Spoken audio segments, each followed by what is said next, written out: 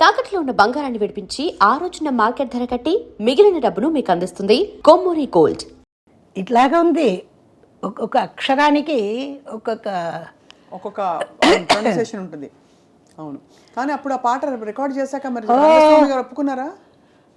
వచ్చి ఏం చెప్పారు, ఇది మా ఆర్టిస్ట్, ఎంత మా అమ్మాయి ఎంత బాగా పాడిందో, అయ్యో అయ్యో అంత పాడాలి. వెంటనే 4th సాంగ్ అది. అన్ని పాటలు నాకు నా లైఫ్ గురించే వచ్చింది.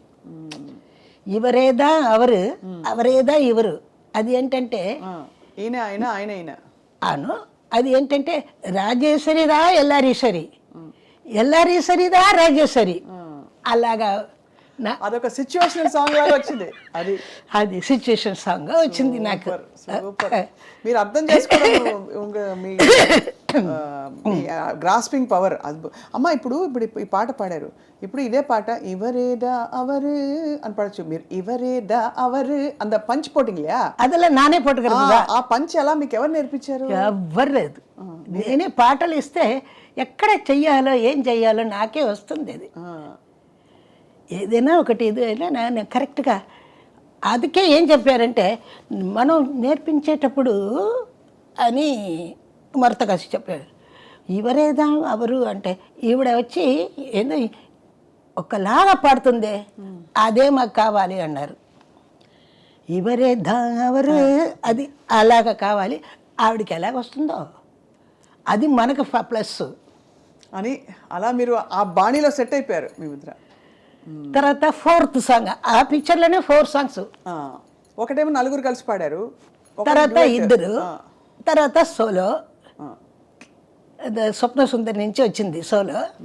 నెక్స్ట్ ఇది అంటే దుఃఖத்திலும் சிரிக்கணும் துணி உடனே இருக்கணும் தத்துவம் இது உணர்ந்து நீங்க நடக்கணும் మన సంజలத்தை అడియోడు మరకణం. అది 4th సాంగ్. అది ఇప్పుడు వినేటప్పుడు నాకు కళ్ళలో నీళ్ళు వచ్చింది. ఏంటంటే నా లైఫ్ లాగానే లిరిక్. దుఃఖతిలో మనం నవ్వాలి. నీకు అర్థమవుతుందిగా. అవును, నీకు తెలుసు వాడికి తెలుసు, మనం మిగతా వాళ్ళకి తెలుసు, ప్రజలకి ఏంటని తెలీదు. ఇప్పుడు మనం అది నీకు తెలుసు, ప్రజలకి ఎలా తెలుసు? దుఃఖతిలో సిరికడం துணிவுடனே இருக்கணும், తత్వం ఇదై ఉణర్ந்து నీంగ నడకడం. ఈ తత్వాన్ని తెలుసుకుని నువ్వు నడుచుకోవాలి. మన సంజలతై, నా కష్టం ఉంది కదా మనసులో, అడియోడు మరకడం. అలా దాన్ని మర్చిపోవాలి.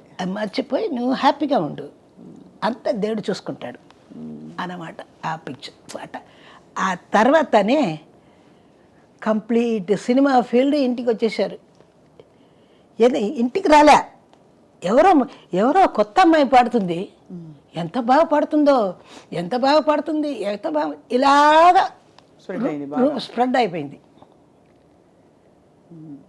అప్పుడు సరస్వతి స్టార్స్ వచ్చి నాకు సంతకం, బైండింగ్ ఆర్టిస్ట్. అప్పుడు మంచి బాగా పాడేటప్పుడు కాంట్రాక్ట్ చేస్తారు, కాంట్రాక్ట్. అప్పుడు వచ్చి కొలంబియా సరస్వతి స్టోర్స్ని వాళ్ళు వచ్చారు. ఇంటికి వచ్చి చూస్తే నేను, ஐயோ ராஜேஸ்வரியா என்னது அது எல்லாரையும் சரின்னு போட்டிருக்கே. அப்படி ஐயோ நம்ம ஆர்டிஸ்ட் ஆச்சே, எங்களுக்கு தான் நல்ல பேர். அப்படி వాళ్ళు వచ్చి అయ్యో நம்ம రాజేశ్వరిపా, అதான் எல்லாரையும் సరి ఆయిటా. ఇప్పుడు స్ప్రెడ్ అలాగే ఇక్కడి నుంచి కింద నుంచి రూట్ నుంచి వచ్చాను. అదనమాట. అప్పట్లో అమ్మ మీరు ఆర్థికంగా ఇబ్బంది పడ్డాని చెప్పారు కదా ఫస్ట్లో. అంత అమ్మ కష్టపడ్డారు, మీరు కష్టపడ్డారు. నాన్నగారు చనిపోయారు నా ఈ 7 ఇయర్స్లో మా నాన్నగారు చనిపోయారు. నేను, మా బ్రదర్, మా చెల్లాయి అందరినీ మీరే చూసుకుని ఉంటారు. ఇది పెట్టి ఎలాగా మా అమ్మకి ఎంత తెలుసా వయసు? 23. చాలా యాంగ్. అప్పుడు ఆవిడికి పాట తప్ప ఏం తెలీదు. బతిమాలినా కూడా ఎవరు కోరస్ ఇవ్వరు ఆ కాలంలో. ఇప్పుడు కోరస్ అంటే అందరూ వచ్చేస్తారు కదా, ఇప్పుడు ఎంత ఛానల్, ఎన్ని ఛానల్ అట్లాగా రోజు కాదమ్మా, లేదమ్మా. అదంతా తెలీదు. వెళ్ళి ఒక్కొక్కరిని చూడాలి, వాళ్ళు ఒకరు చెప్తారు, ఇది ఒకరు చెప్తారు. ఎంత కష్టపడాలో అంత కష్టపడామా. తర్వాత మీరు ఫేమస్ అయిపోయిన తర్వాత బాగా మీకు ఆపర్చునిటీస్ బాగా వచ్చిన టైంలో మీరు తినడానికే నేరం లేదమ్మా, అంత ఫుల్ బిజీ, అంత ఫుల్ బిజీ. నచ్చనే నచ్చదు ఫుడ్. పాటనే నాకు ఫుడ్. అంత బిజీ అయిపోయేటప్పుడు ఎలాగా మీకంతా మీరు కొంచెం హంబుల్ బిగినింగ్స్, అంటే చిన్న స్థాయి నుంచి మీరు ఇండస్ట్రీలో ఎదిగిన గాయని కాబట్టి నాకు డబ్బులు ఇవ్వండి అని డిమాండ్ చేయలేరు. వాళ్ళు ఏది ఇస్తే అదే తీసుకో. వాళ్ళు ఏది ఇస్తే నాకు కొన్ని ఏం తెలీదు, మా అమ్మకి ఏం తెలీదు. ఏంటంటే ఫస్ట్ మా అమ్మకి ఇచ్చిందే 50 రూపీస్ కోరస్కి. అదే ఆ ఇంట్లో ఇద్దరికి, మా అమ్మకి 50, నాకు 50. అందులో ఒక 50ని దాచిపెడతాం, ఒక 50లో బతుకుతాం.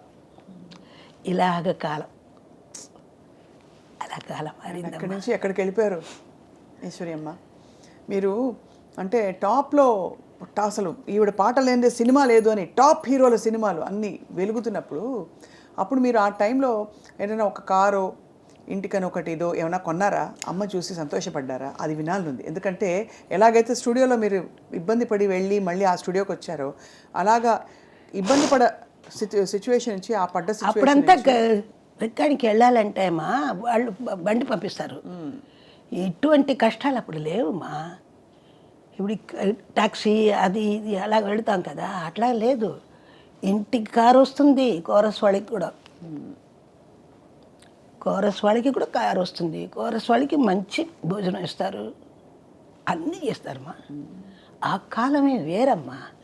That is golden period. భోజనానికి ఏం కష్టం లేదమ్మా. ₹1 జెమినీ స్టూడియోలో అమ్మ పోయి పాడుతుంది. అప్పుడు ఆవిడకి బేట ₹1.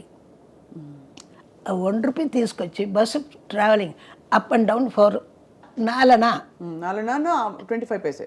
25 அதுதா மிச்சம் 12 வீட்டில் சாப்பாட்டுக்கு.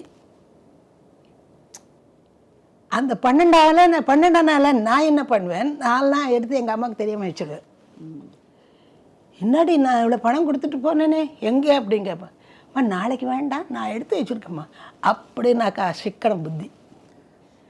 12 అణాలలో మీరు 4 అణాలు దాచేసేవారు అమ్మకు తెలియకుండా. ఎక్కడ పోయే డబ్బులు అంటే ఇప్పుడు నెక్స్ట్ డే మరుసటి రోజు కోసం దాచానని చెప్పారు. అసలు ఎంత అప్పటి నుంచి నాకు అది అలాగా రెస్పాన్సిబిలిటీ చేస్తే వచ్చింది. సో అప్పుడు తర్వాత నాకు మా చెల్లాయి మా బ్రదరు ఇద్దరిని బాగా చెయ్యాలి, పెంచాలి. నాకు ఏం వద్దు, వాళ్ళిద్దరు బాగుండాలి, మనకు ఒక ఇల్లు కావాలి. ఫస్ట్ మా బ్రదర్ ఆ కారు కొనాలి, నో నథింగ్ డూయింగ్. ఫస్ట్ ఇల్లు మనకి కారు ఎక్కడ పెడతావు? మనకి ఇల్లు ఉంటేనే కారే ఉంటుంది. ఫస్ట్ మనం ఇదే నీ కార్లు అంగ పోరి అది పోరి, నో నథింగ్. ఫస్ట్ ఇల్లే కావాలి. మా అమ్మ కరెక్ట్, ఆవిడ చెప్పింది కరెక్ట్. ఇక్కడే ఈ ఇల్లే సంజయ్ అది వచ్చి 63 years అయిందమ్మా ఇక్కడికి వచ్చి. ఆ ఇల్లు ఫస్ట్ కొనుక్కున్నప్పుడు ఎంత అదే అలాగే ఒక్కొక్క రూమ్గా కట్టి వచ్చానమ్మా. ఒక్కొక్క రూమ్గా కట్టి అలాగా ఇప్పుడు అది పెద్ద ఎల్లారీశ్వరి గారి ఇల్లు అని చెప్తారు. ఇప్పటికే ఎల్లారీశ్వరి గారు తెలుసా ఇల్లు తెలుసా? అయ్యో తెలీదు అంటారు కొంతమంది. అది ఎందుకు అలా చెప్తారో తెలీదు. మెడ్రాస్ అంతా తెలుసు ఎల్లారీశ్వరి గారి ఇల్లు అంటే. ఎల్లారీశ్వరి గారు అంటే ప్రపంచం అంతా తెలుసు. అది మీ స్టాంపు. మీరు పాడిన పాట మరొకరు పాడలేరు. అందరూ పాడిన పాటలు ప్రయత్నించవచ్చు, ఈ పాటలు చాలా దానికైనా పెద్ద ప్లస్ వచ్చి నాకు దేవుడు పాటలు వచ్చింది ఒక వైపు. ఆ దేవుడి పాటలు గొప్పగా నాకు పేరు తెచ్చింది. ఈ సైడు సినిమా పాటలు, ఆ సైడు దేవుడి పాటలు. అండ్ ఈ సైడ్ సినిమా పాటలు కూడా మామూలు సినిమా పాటలు కాదు, అంతా మొత్తం క్లబ్ డాన్సులు, ఇటువంటి పాటలు ఫుల్ ఇలాంటి రొమాన్స్ మాస్. ఇటువైపు ఏమో దేవుడు అంతా దైవం ఆ దేవుడు అంటే ఈ పేరు వచ్చి ఉంది కదా ఈశ్వరి అని, వాళ్ళకి అమ్మనే దిగి వచ్చినట్టు అలాగా చేస్తారు. ఆ టైంలో అమ్మా మీరు సీనియర్ గాయనీమణులు సుశీలమ్మ, జానకమ్మ, మీ కో సింగర్స్తో మీ అనుబంధం ఎట్లా ఉండేది? ఆరోగ్యంగా ఉంటుందమ్మా. ఎవరిని చూసి ఈశ్వడరు అసలు, ఎందుకంటే మీ స్టైల్ ఎవరికీ లేదు కదా. అది మాత్రం మా అక్క చెప్తుంది, మా సుశీలమ్మ చెప్తుంది, ఆవిడకి సాటి ఆవిడే అంటుంది. ఎవ్వరు ముట్టుకొని కుదరదు. ఎన్ని పాటలైనా నా పాట ఎవరైనా పాడవచ్చు, ఈశ్వరి పాట మాత్రం ఎవరు పాడ కుదరదు. మా అక్క కరెక్ట్గా, నేను అక్కనే పిలుస్తాను ఆవిడని. ఈ చాలా వరల్డ్ ఫేమస్ సాంగ్ మీ పాట మొన్న కూడా ఎవరో గుర్తు చేశారు, మన జయమాలి గారు ఎవరో గుర్తు చేశారు.